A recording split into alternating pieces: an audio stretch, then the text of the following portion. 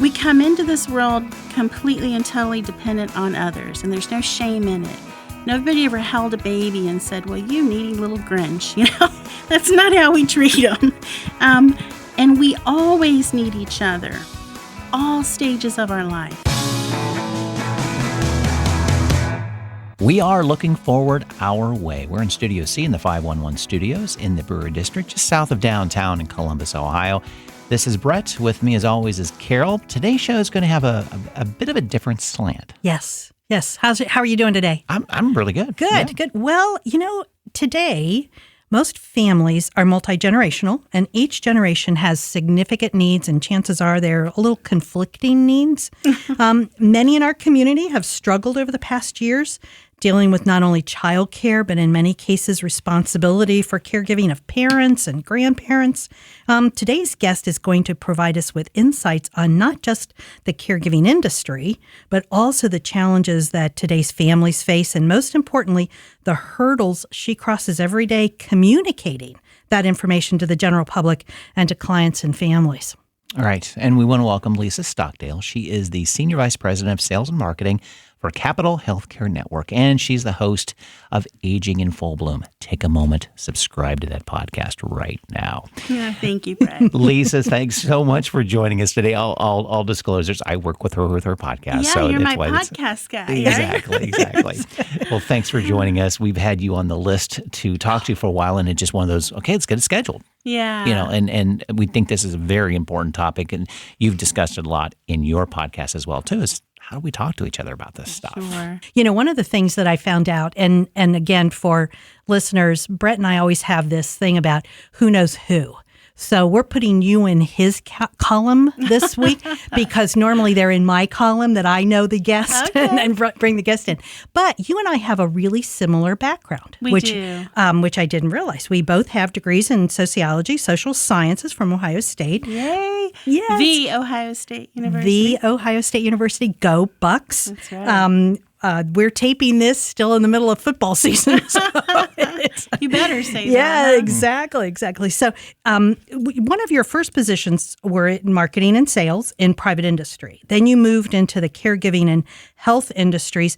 I'd like to really start our conversation with an overview of your background, what it is that brought you to the caregiving arena, and tell us about marketing as your niche. Sure.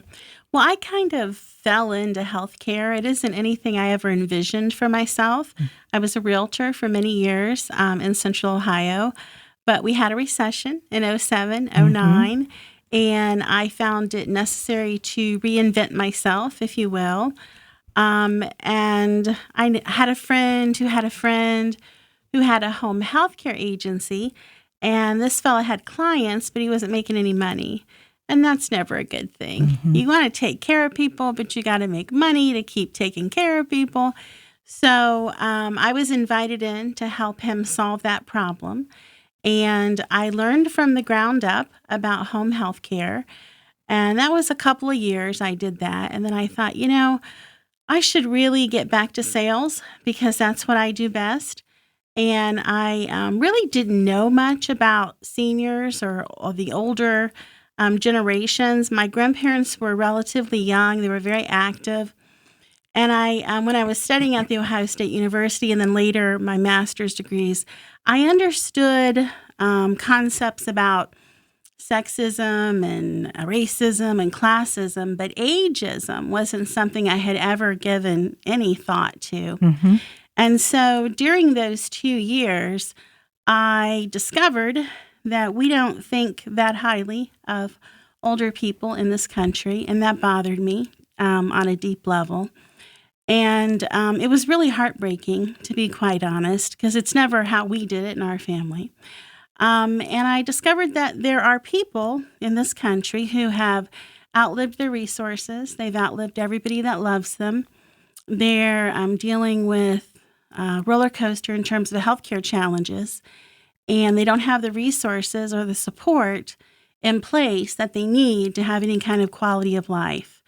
And I thought, well, I'm going to do something about that. Lisa, you brought up a ton of topics. My brain is like bouncing off the walls here.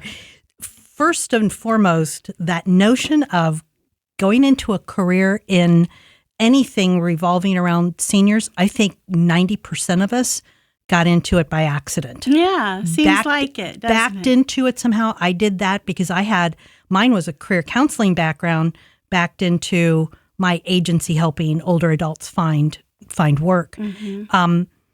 It also, though, really typifies what I used to tell my students at The Ohio State University, that with a social sciences background, you can do anything. Yeah, you can. Look at what you have been able to accomplish with those degrees.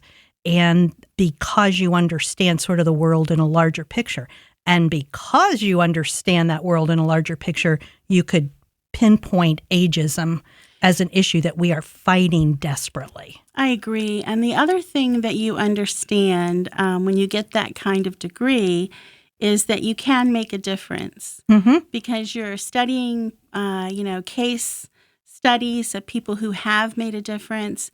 And you kind of, you feel like, well, if they could do it, I can do it. Right. And I want to Exactly. do it. I want to make a difference. So that's at the core of everything, is this idea that we can make a difference when we roll our sleeves up, when we're passionate about what we're doing. I know some people don't want to call themselves salespeople. I've never had a problem with that. I am a salesperson. I think the reason it doesn't bother me is because I believe in what I'm selling. And I know that what I'm selling matters now more than back in the real estate days. Don't hate me, real estate friends, because I still love you. But getting the house you want is a little bit different than getting the health you deserve and having the attention that you deserve. Right. So I'm happy to have landed here. Well, I want to give a shout out to an organization in Ohio called OSAGE, OSAGE. And I don't know if you know about those folks. I do. Our buddy Mark Millay, who retired from the Ohio Department of Aging, is really pushing the organization and the concept of young folks in college going purposefully choosing careers working with older adults, gerontology, whatever it may be. But really looking at this as a legitimate career field. Absolutely. As opposed to something that we back into by accident. So I just want to give out a shout out to the Osage folks and to my young cousin who graduated with a social science degree and is working for Franklin County Children's Services and loves it. Oh, wow. So again, being able to give back That's to important work. really using all of those skills. So yeah, that's wonderful. Thank you. Yeah. And Lisa and I have worked together many years as she had a radio program initially, and then we got together as she was transitioning out of radio and kind of looking at it more as a podcast. Yeah. And that leads me to this question of the technology piece of this, that you're dealing with clients that are older and maybe not up to date on technology. That's getting much better. Maybe family members that aren't quite there on technology. And that's how we speak today. It's how we get information out. Tell us why using electronic marketing has been valuable for you, how it's been working for you, knowing you've actually been on the cutting edge of using this stuff before. Before anybody knew what a podcast was. Right. Yeah. But you believed in it. You had people behind you believing in it. Plus you had other pieces, websites and such like that, but other electronic devices and marketing options you had. Why is it so important? Why do how did it work for you, and how is it going to continue to work as you've seen over the past few years? Well, I don't know how it will continue to work because what I understand is that we are in a constant state of change, and you have to be relevant and you have to stay up with whatever is happening. I think you'd be surprised at the number of seniors who are technically savvy, if you will. They're using Facebook and their phones, and they're doing, especially since the pandemic, everyone's learned how to, chat on their phone and share faces with one another and that sort of thing. And if you think about adult children, those people are probably on the low end, 55, and on the high end, 65, 70. Those people know how to use this technology. And if they don't, they have a grandchild that will teach them, and they're willing to learn. So I don't think it's the same challenge today that it was 10 years ago. I think it was a big challenge 10 years ago, but we're aging, and the pandemic, if it taught us nothing, it did teach us that we have to be willing to change and adapt and learn. Yeah, I think that age group too is feeling that FOMO, fear of missing out. Yeah. Because Sure. so many of us are talking about it and kind of showing pictures on a phone and such. Like they finally kind of get, that's kind of what I need to do, isn't it? Yeah. But I think too that when we would talk to employers and they'd say, "Oh, I can't hire seniors because they don't know technology," we would try to emphasize with them that the boomers created all this technology that all the young folks are using now. Yes, it was our idea. We are the internet, but also it's that notion that people learn differently. Because we haven't had it since we literally could hold a telephone. Mm-hmm. The kids today don't know what the world would be like without a smartphone, where we are still thinking of the phone on the wall or the payphone on the street kind of thing. So we learn it differently. We know technology changes rapidly. It did through our whole lives and through our work worlds. But we have the ability to adapt. So my funny story is I was at a Hallmark shop earlier this week, and they gave me a physical Hallmark. A physical Hallmark shop. That's a thing, right? I had a hot little coupon in my hand, and a paper coupon. A paper coupon, yes. And I needed a card, but I thought I'm going to see if I can spend up to this coupon and get something free. But they gave me like a rain check for something. And I just looked at the woman behind the desk who was much older than me. And I said, "Oh, now I got to remember to use this, in a certain period of time." And she goes, "Well, just put it in your phone." She goes, "I make all my notes on, in the calendar that I keep on my phone and da-da-da."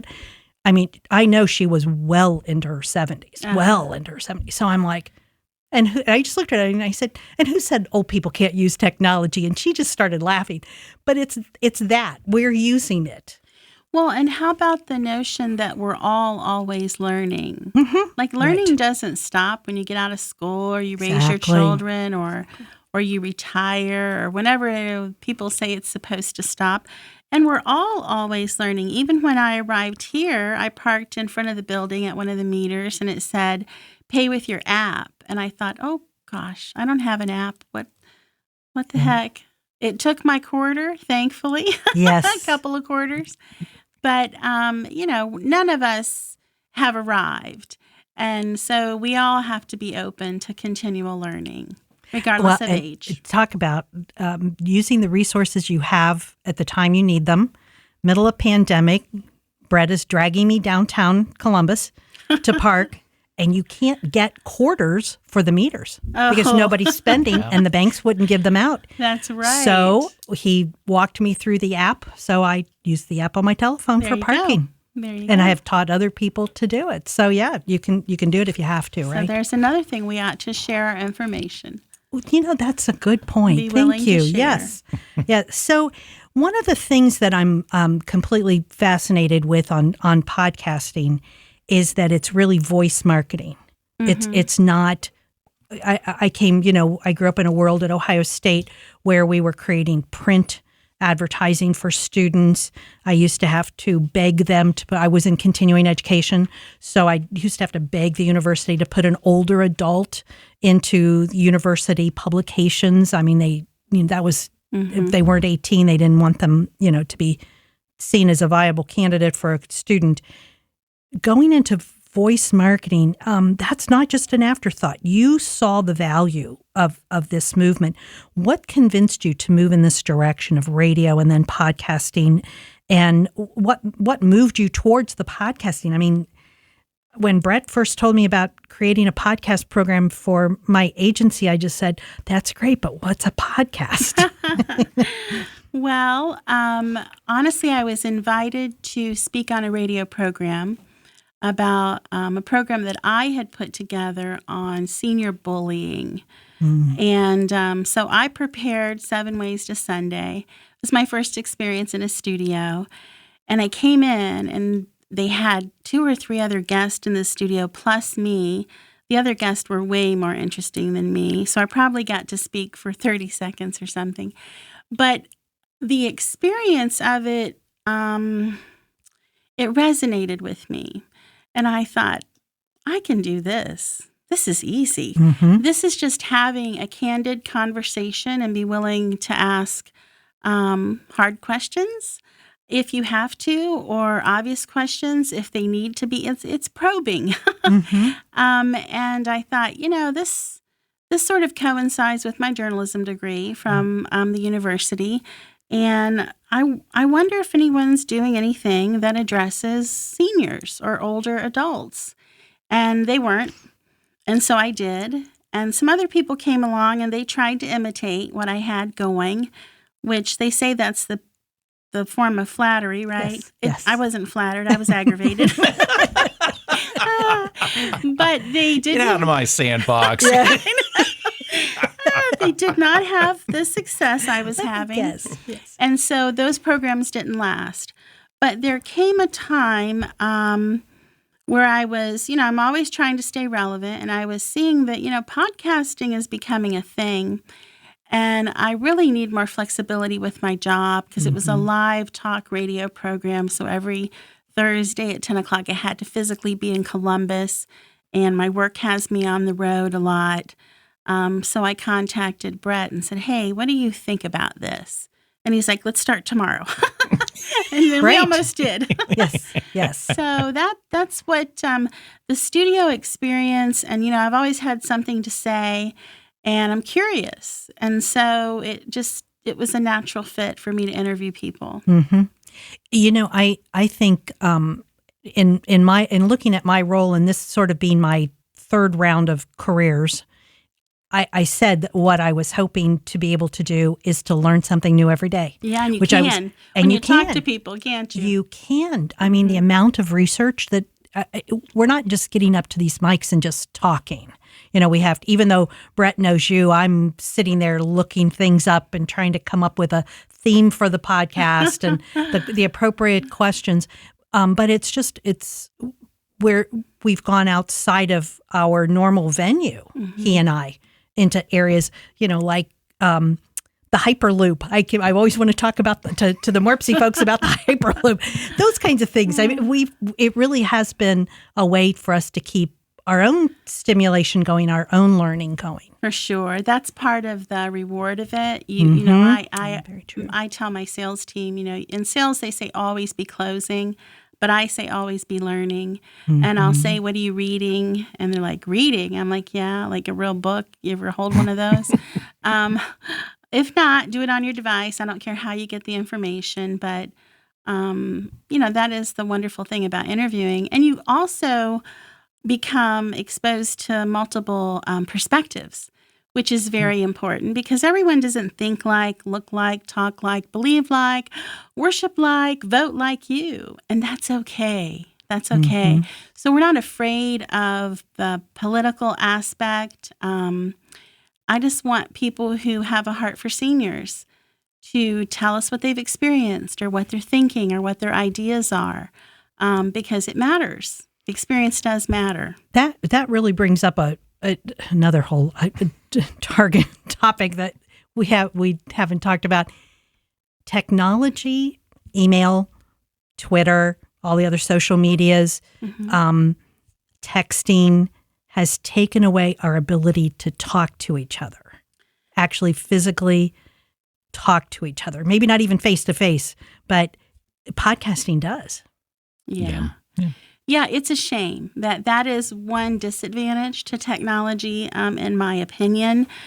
And part of talking is listening, and we don't know how to do that either.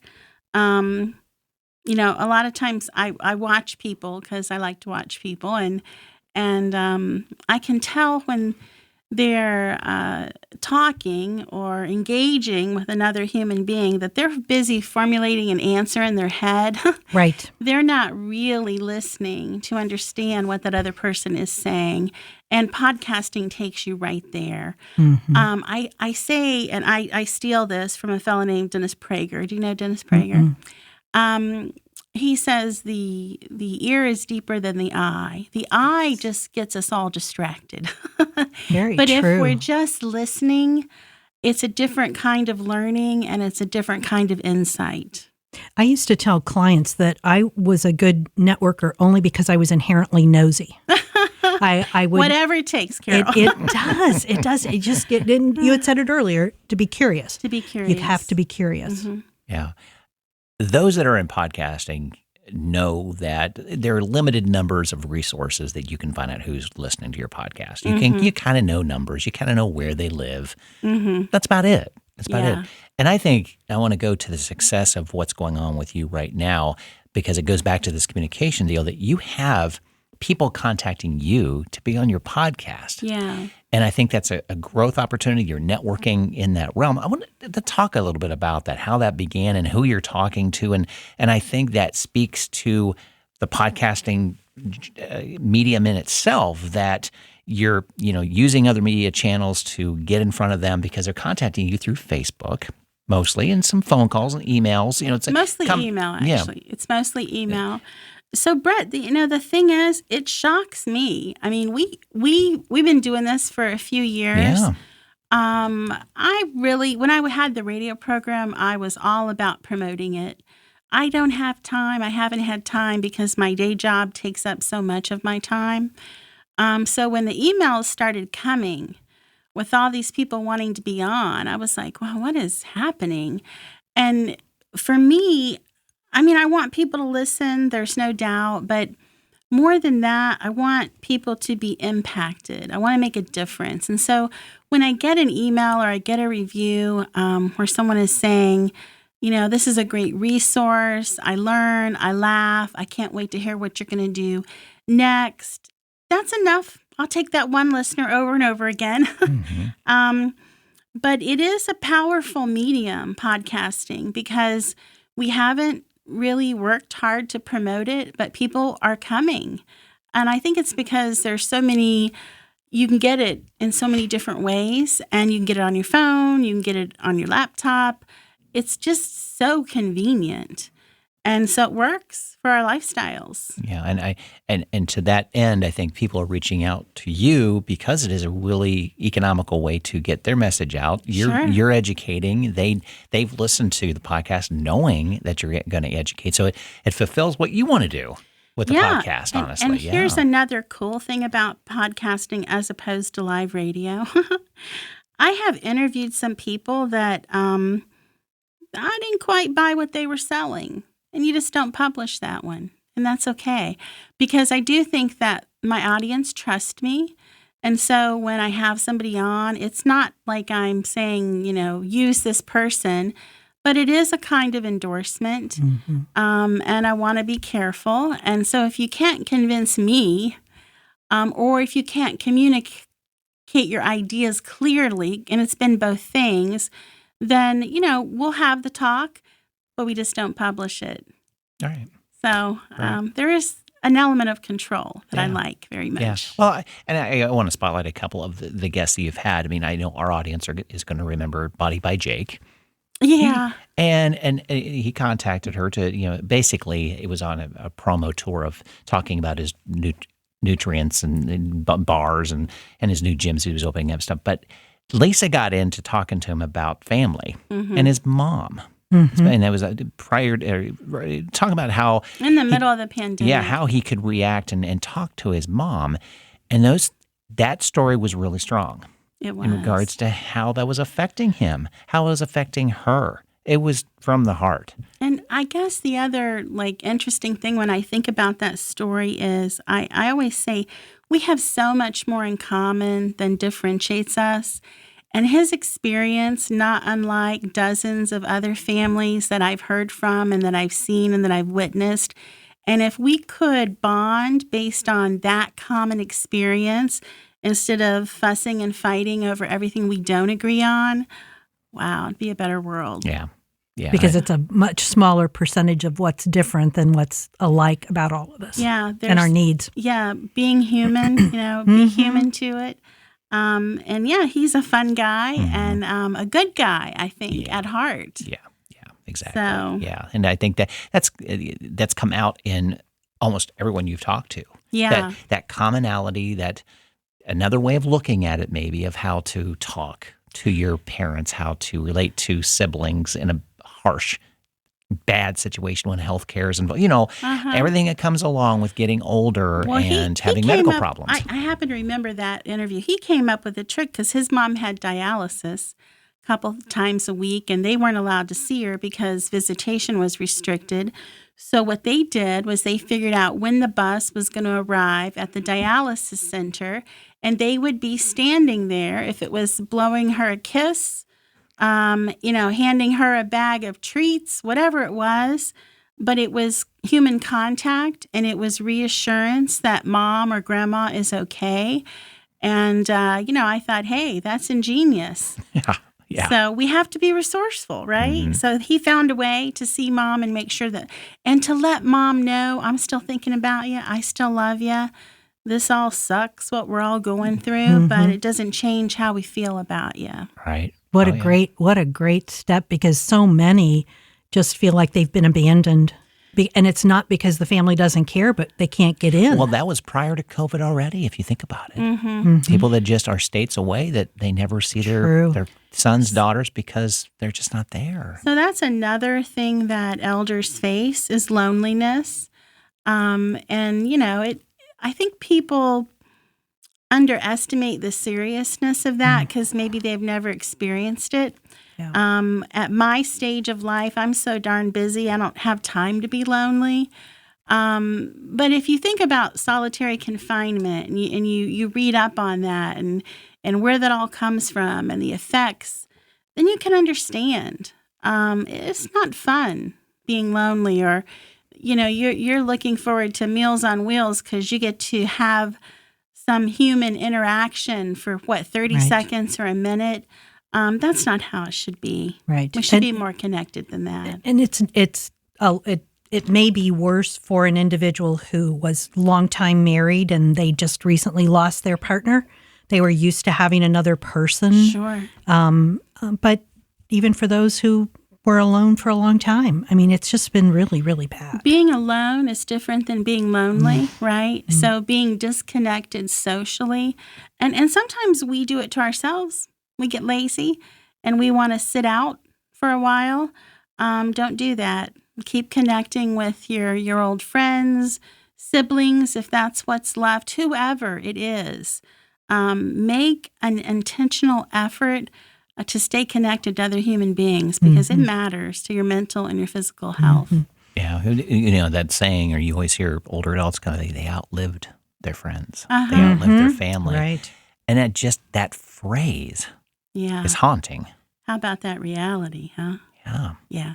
Yeah, it is. Yeah, exactly.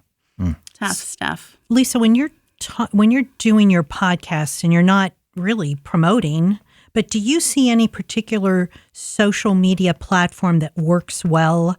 For us, we do a lot of LinkedIn and Facebook. For yours, is there something more than others that seem to match up? Well, we love Apple Podcast. Oh, there you go. I'll tell you that. No, I can't really say what works best because, like I said, we really have not tried. It has grown organically. And that's a good thing. We are trying more. I told Brett next year we're going to make a more intentional effort to actually attract listeners. It's one of the reasons I'm here, right? Right. And I've been asking for reviews, which we've never done, and I think that will make a difference. But I don't know about the LinkedIn or the Facebook. We really haven't tried it. In real intentional ways. Okay. Yeah. I think it's difficult with this type of podcast that, and we realized that in our first iteration of this podcast, Looking Forward Our Way, was under a different name, is that you're at that cusp of the age group that just about doesn't listen yet. They're coming, but not in the droves like a 24-year-old person. Well, sure. The percentages. Absolutely. So you're kind of waiting it out almost. You're, okay, next year even more because they're coming. But you know what? I think one of the reasons that we have seen growth is because we interview people who are interested in promoting whatever they're doing, and we send them a link and they do the work. And I'm okay with that. Yeah. Right? Oh, Yeah. absolutely. And then along the way, we gather listeners. People. I also think of the podcast we did, Dirty Old Man. Do you remember that one? Oh, my goodness. Yeah. And she specifically told me that I do want it called that. Yeah, I did. Because it's a phrase. It's a term she hears a lot. It's so, a phrase, yeah. and it's a misconception that, when men get old, they turn into dirty old men. And so we had a daughter on talking about, she was under that same misconception and was not understanding her dad's behaviors. Turns out it was all linked to Alzheimer's. And once she understood what was happening, then she was in a better place emotionally to deal with it. But when she didn't understand, it was very upsetting to her. And she's like, what is going on? Do I even really know my dad? And it just coincided that these behaviors really didn't start presenting until mom passed away. And so sometimes we have unhappy coincidences, but turns out he had, I don't really remember what type of dementia. I think it was Alzheimer's, but, and it started getting progressively worse after mom left. So, yeah, I'm sure when we're interviewing these people, they've got their own spheres of influence. They share the podcast link with their spheres, and then we pick up listeners along the way. You know, Right. this really exemplifies how it's how a podcast can provide such critical information to the listeners. My uncle and my dad had open heart surgery within a year of each other, had similar medications they were taking, and had completely opposite reactions to those medications in terms of the outcome of their behavior. My uncle, who was very shy, became very boisterous and doing things we were really shocked at. And my dad, who was normally a very gregarious person, became very inward, very shy. So and they were younger, so Alzheimer's wasn't even part of the conversation. But you could see how easily a medication can make that change. Think about then, as the person gets older, all the other things that are going on, and how family members need to understand. Yeah, I say my goal is to inform or entertain, but what I really want to do is I want to make people think. I want to, and I want to help people understand that we do need to be human to the circumstances and the situations around us. Just today, so the last time Brett and I were in the studio, we interviewed a young lady from Mount Carmel who she said she doesn't oversee the program, but she's intricately involved with a program at OSU about street medicine and the homeless. And so I went through a drive-through to get a drink on my way to Dayton today, and there was a homeless man. And I thought, and I said, what can we ask her? What can we do? And she said, the best thing you can do is look at them, see them. Don't look away. Don't pretend you don't. Don't treat them like they're invisible. So I have a bad habit of giving money to every homeless person I see. And I had $3 in my wallet, and so I gave it to the gentleman. And I made eye contact with him when he accepted the money. And it made me cry immediately. And I'm like, I was trying not to mess up my makeup today. but something always gets me, whether it's, my praise music or whatever. But I thought that's what Laura was talking about when she said, you got to see people. And when I looked in his face, what I knew for sure was that he wasn't faking it. He was seriously homeless and probably had been for a very long time. And he probably is my age, but he looked 20 years older. And he said, "Thank you, honey." And I think even he thought I was much younger than him. And I'm sure I'm not. And so I thought, that's what it is. We got to see each other and be concerned when people don't have the resources that they need. As opposed to immediately assuming that they did something wrong to put themselves into that situation. You know what? I really don't care what he did to get in that situation. All I know is it's not fair that we live in what I still believe is the greatest country on earth. Certainly, we have the most resources, and our citizens should not be living in cardboard boxes or under bridges. That's just wrong. Right. So you're doing a great job with the podcast. Me producing and being there with you, I've learned every episode. There's always something to tell. Oh, yes. Well, and it's I don't pay any attention to you, so I don't know what you're over there doing. That's good. Not that I'm doing something strange, but no, you don't need to be paying attention, but you need to be listening to the guests. I am. But, and you've done numerous guests talking about Alzheimer's. And not in my mind, I'm not thinking this like, oh gosh, another Alzheimer's. But it's like, but I'm thinking also every patient is different. Yeah. Every story that she's had about just this Alzheimer's is worth the listen because that disease is not the same for everyone. It's not a textbook disease. And I think bringing those stories to light of how to handle it, no, you don't know.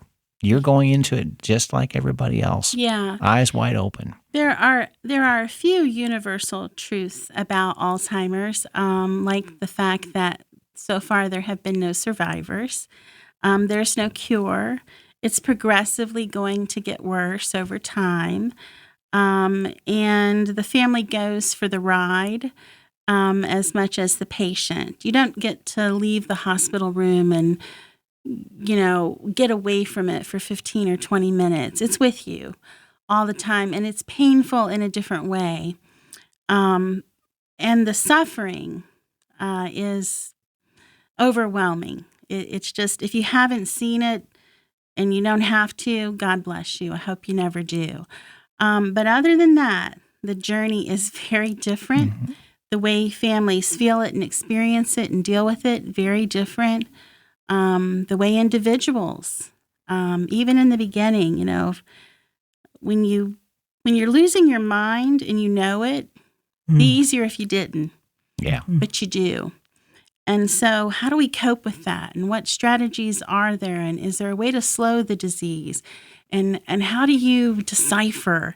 Because everyone's coming out with new research and everyone's got a cure and no one's got a cure.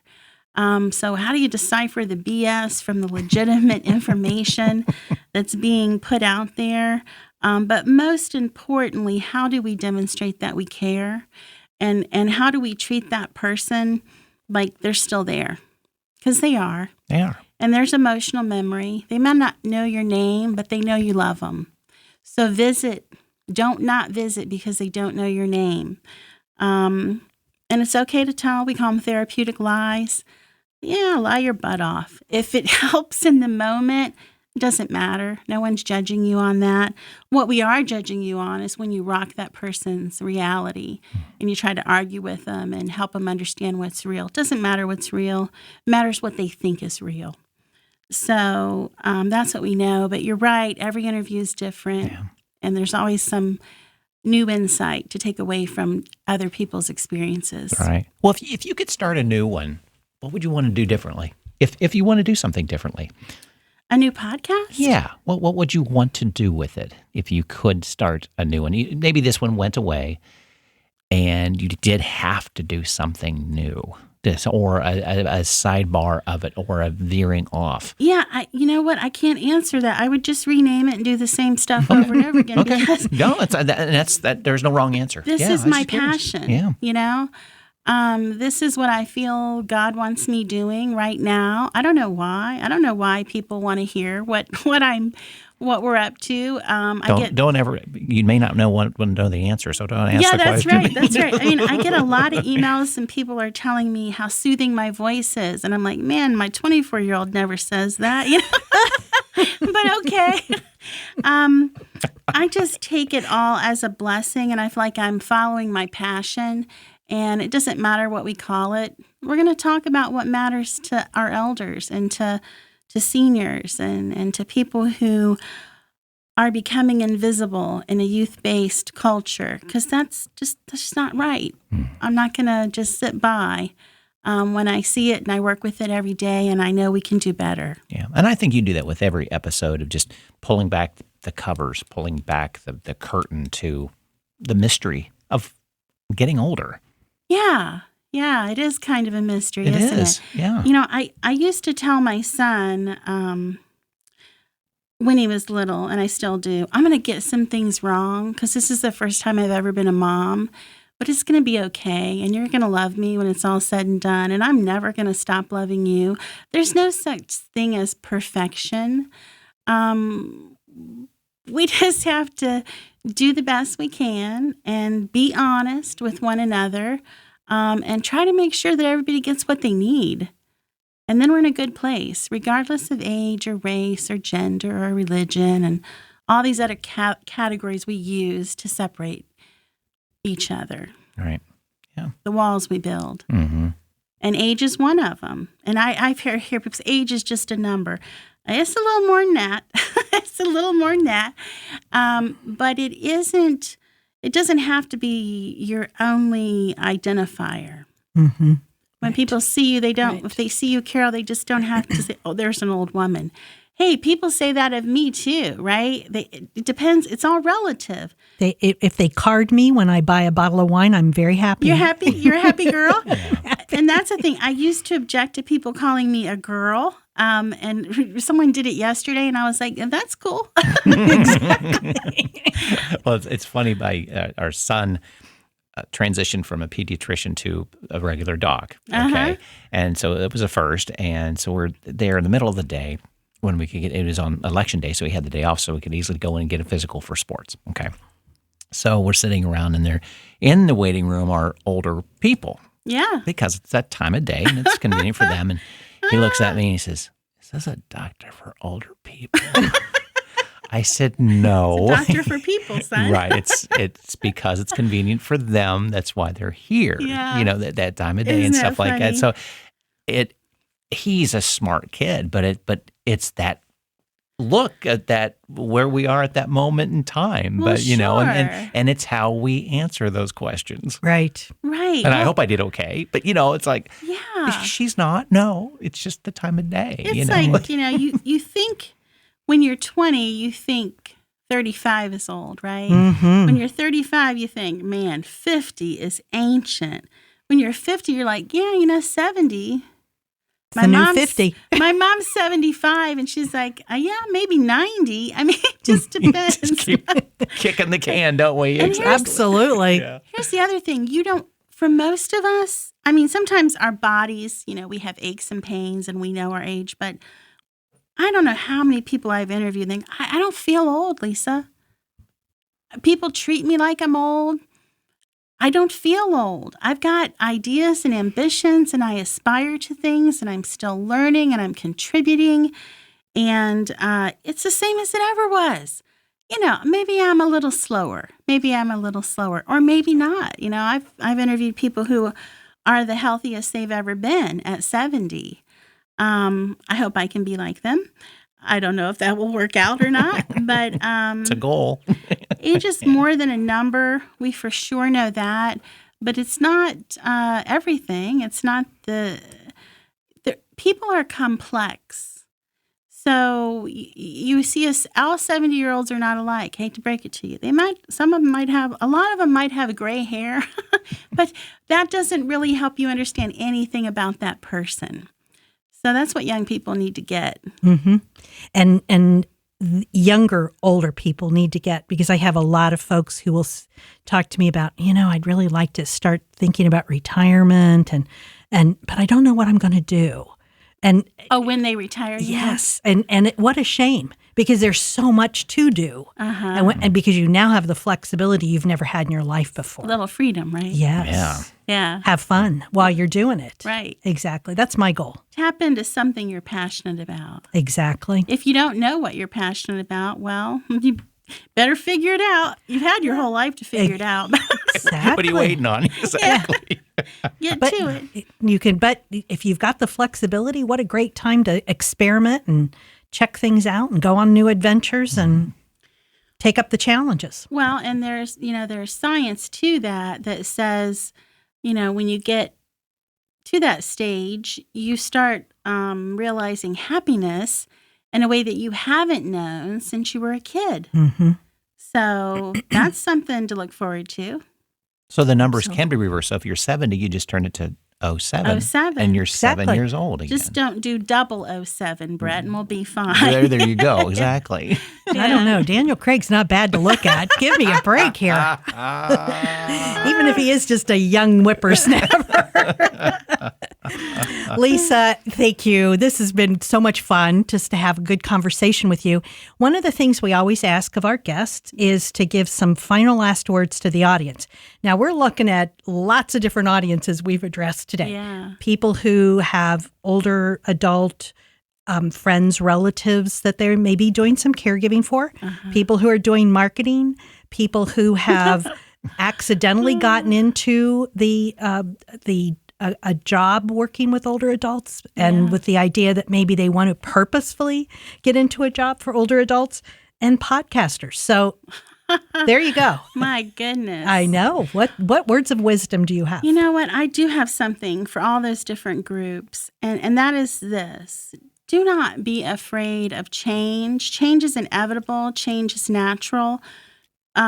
You're always changing. You're constantly changing and evolving and hopefully growing. And the other thing, don't be afraid to ask for help.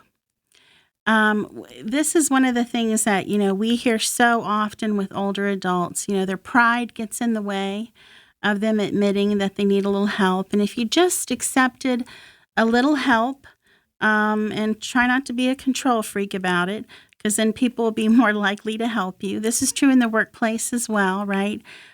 Raise your hand if you have a question, if you need some help, and then hopefully someone will be there to help you. But if you don't ask and you're not willing to accept it, you're going nowhere fast. There's no shame, and I always say this. We come into this world completely and totally dependent on others, and there's no shame in it. Nobody ever held a baby and said, well, you needy little Grinch. That's not how we treat them. And we always need each other, all stages of our life. And so when you get older, no matter how independent you have been or how self-sustaining you have been or how resourceful you have been, there may come a time when you need a little help. Ask for it and be kind about it when someone actually steps to the plate and offers to give it to you. That's what I would say. Thank you. Sounds good. Yeah. She is our first podcaster we've had on this podcast. I think, right?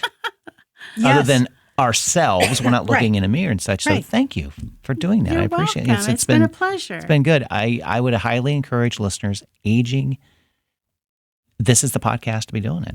Aging in full bloom. Exactly. It's look it up in every device that plays audio. You'll find it. Aging in full bloom. And if you want to be a guest, email me because that's what everybody else does. And What's the email address? We'll put it in show notes too, of course. Oh, what my do you want goodness. them sent to? I think it's at aginginfullbloom@gmail.com. I think that's what we've got set up. Yeah. I don't see those emails. I don't know where they're getting hold of you, so I'm assuming it's that one. It is. It's so good. We also have a Facebook. You could find us there as well, but you're much more likely to get a quick response from me if you email because sometimes I don't look at Facebook for a while. Good for you. Yeah. That's not a sin. talk about a time user. Yes. Exactly. So, good. We'll have all this information in the show notes as well as, head to our website, lookingforwardourway.com. Thank you both. And Thank you. to our listeners, be good to your elders. They've earned it.